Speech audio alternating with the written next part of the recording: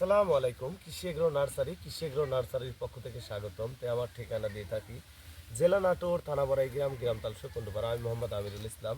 এই দেখতে পাচ্ছেন বাড়িটু জাতের লম্বা পটলের চারা। এই পটলের চারা মূলত লতা থেকে চারা তৈরি করতে হয়। বীজ থেকে চারা তৈরি করলে ওই বীজে ফলন হবে না। আমাদের চারাগুলি দেখেন সম্পূর্ণ লতা থেকে চারা করা। প্রত্যেকটি লতাই ডানটি দেখা যাচ্ছে। আমরা লতা থেকে চারা তৈরি করেছি। দেখেন কি সুন্দর সতেজ চারা। আর এখানে দুইটা ভাগে বিভক্ত, সেটা হচ্ছে এক পুরুষ আর এক হচ্ছে মহিলা চারা। এই পুরুষ চারার সাইডটা আলাদা, ওই অপর সাইডে আমরা পুরুষের লট করেছি আর এই সাইডে আমরা মেয়ে চারা লট করেছি। এই পুরুষ চারার ভাগ হচ্ছে 10টা মেয়ে চারা রোপণের পর একটি পুরুষ চারা রোপণ করতে হবে।